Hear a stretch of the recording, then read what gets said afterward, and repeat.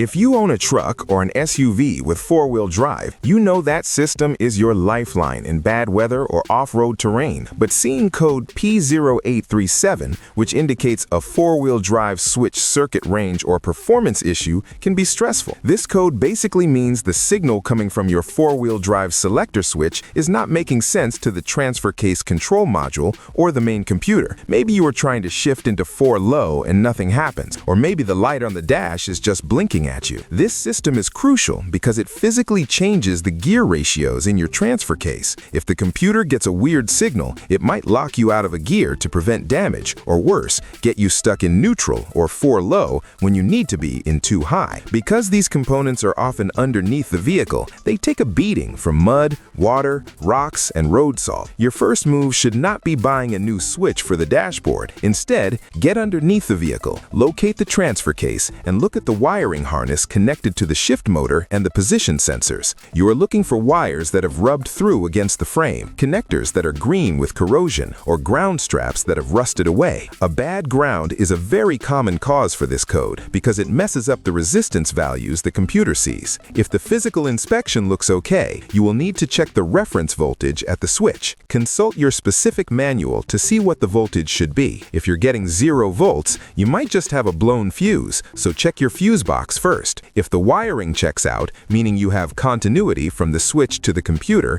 and no shorts to ground, then you might be looking at a faulty switch or transfer case motor. But remember, the most common mistake people make is replacing the expensive transfer case or the dashboard switch when the real problem was just a corroded connector pin or a $2 wire repair. Take the time to clean the connections and verify the circuit before throwing parts at it.